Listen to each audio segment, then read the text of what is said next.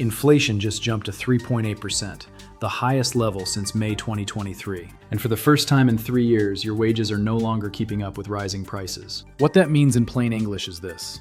Even if you got a raise this year, you are likely making less in real terms than you were 6 months ago. And the data that came out this week is worse than economists expected on almost every single measure. In the next few minutes, I'm going to show you exactly what is happening, why it affects your wallet right now, and the specific steps you need to take today. Let me tell you about someone I want you to picture. Her name is Carmen. She is 41 years old, and she works as an office administrator in Houston, Texas. Carmen got a 3% raise at the start of 2026. She was happy about it. She felt like she was finally getting ahead a little. But then April came, and she started noticing something. Her grocery bill went up. Her gas bill went up. Her electricity bill went up.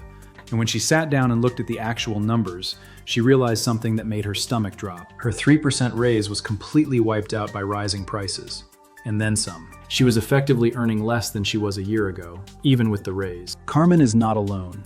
According to the Bureau of Labor Statistics, the Consumer Price Index rose 3.8% over the past year. And on a monthly basis, prices jumped 0.6% in April alone. That monthly jump is one of the largest single-month increases since June 2022. Wage growth is currently running at about 3.9% annually, which sounds like it is barely ahead of inflation. But here's the problem. That 3.9% average wage growth is pulled up by higher earners getting bigger raises. For most working Americans earning between $35,000 and $75,000 a year, actual wage growth is running closer to 2.5 to 3%, which means inflation at 3.8% is genuinely eating their paycheck. Before I go further, this is not financial advice. Everything I am sharing here is purely educational. Please always speak with a licensed financial advisor before making any decisions about your specific situation. I want to make sure you have the information you need to ask the right questions. Here are the 3 things you absolutely need to know about what this inflation report means for your money. And the third one is the one most people are completely missing right now. The first thing you need to know is that energy prices are the main driver, and they are not going back to normal anytime soon. The Iran war started on February 28th, and within weeks it triggered an energy shock unlike anything Americans have seen since 2022. Gas prices are up 28.4% compared to 1 year ago. Fuel oil is up 54.3%. Energy costs overall jumped 17.9% annually, the steepest increase since September 2022. And here is the number that I need you to sit with. The national average for a gallon of gas as of this week is $4.50. Let me say that again, $4.50. 1 year ago, you were paying $3.14 for that same gallon. That is a $1.36 increase on every single gallon. If you fill up a 15-gallon tank twice a month, that is an extra $40.80 gone from your budget every single month just on gas. Over a full year, that is $489.60 just from the price of gas going up. The direct wallet impact is real, and it is happening right now. Energy price increases do not stay at the gas pump. They flow into everything that moves: groceries, Amazon deliveries, airline tickets, anything that requires transportation. Economists at Goldman Sachs estimate that the full ripple effect of the energy shock adds roughly 0.4 to 0.6 percentage points to overall inflation beyond what we can see directly in the gas price. Right now, I want you to go to gasbuddy.com. That is a free app and website that shows you real-time gas prices at every station near you. Prices can vary 30 to 40 cents per gallon within the same neighborhood. Finding the cheapest station and using it consistently saves real money. Now here is the part most people are not talking about, because while energy is the headline, what came out of Wednesday's PPI report is actually more alarming for what comes next. Stay with me. The second thing you need to know is that wholesale prices, the prices businesses pay before they pass costs on to you, just surged at the fastest rate since 2022. The Producer Price Index rose 1.4% in April alone. 1 month, 1.4%. That is the largest single-month increase since March 2022. And over the past 12 months, wholesale prices are now up 6%. 6%. Let me say that again. 6%. When wholesale prices rise, it is only a matter of time before those costs show up in your grocery bill, your restaurant tab, and the price of goods you buy online. Think about what that actually means for your family right now. Businesses absorb wholesale cost increases for a while, but when those increases are this large and this fast, they eventually pass them on. What that means practically is that the inflation you are seeing in April's CPI report at 3.8% is likely not the peak. The pipeline of wholesale cost increases has not fully worked its way through to consumer prices yet. Services prices, which include things like haircuts, car repairs, medical appointments, and insurance, rose 1.2% in a single month. That is the biggest monthly jump in services inflation since March 2022. The action I want you to take on this is to go to bls.gov and bookmark the inflation page. The next CPI report comes out June 10th.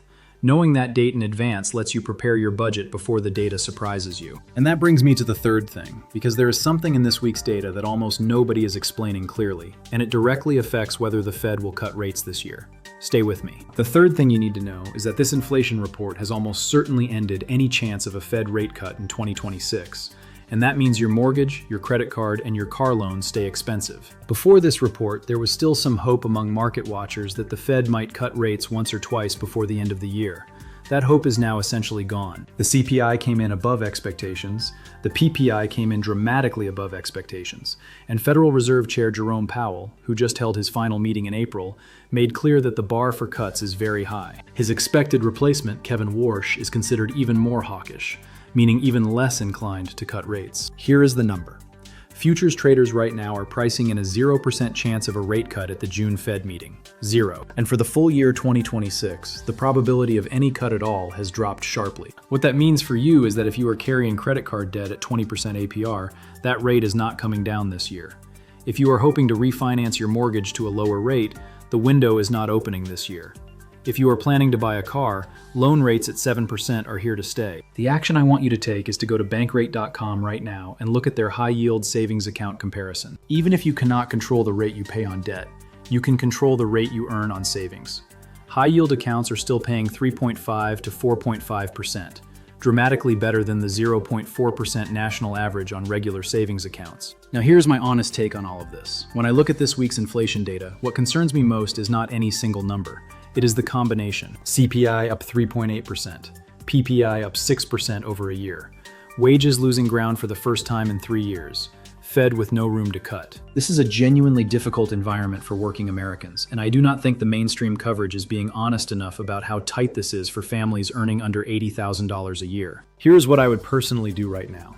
First, go to gasbuddy.com and find the cheapest gas station near you. Make it your default station. This single habit saves most drivers $20 to $40 per month. Second, if you have credit card debt, go to nerdwallet.com and look at 0% balance transfer cards right now. Moving your balance to a 0% card for 15 to 21 months is the one rate cut you can give yourself without waiting for the Fed. Third, look at your grocery spending over the last 30 days in your banking app. Identify the top 3 categories where spending went up. Make a specific plan to cut back in one of them. Small, targeted cuts beat vague budgeting intentions every time. Fourth, put any money you are not spending in the next 12 months into a high-yield savings account. Go to bankrate.com and compare current rates. You should be earning at least 3.5% on your savings right now.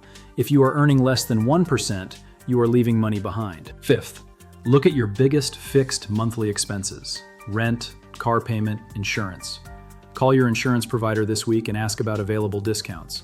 Most people have not reviewed their insurance rates in over a year, and in a rising price environment, switching providers can save $100 to $300 per year. The people who act on this today will be in a completely different position than those who wait. That is not an opinion, that is history repeating itself. Here is what I want you to remember. Inflation hit 3.8%, highest since 2023, and for the first time in 3 years, wages are losing to prices.